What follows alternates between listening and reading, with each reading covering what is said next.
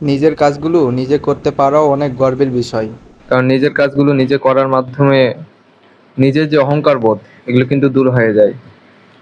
এই যেমন সাথে যদি এরকম দুইজন সহপার্টনার থাকে, তারা সব সময় আমার পাশে ছিল, বিপদের সময় বলেন, সুখের সময় বলেন, দুঃখের সময় বলেন, সবসময় ছিল, এখন আছে আলহামদুলিল্লাহ। এখন বলি কেন আপনি নিজের কাজ নিজে করবেন।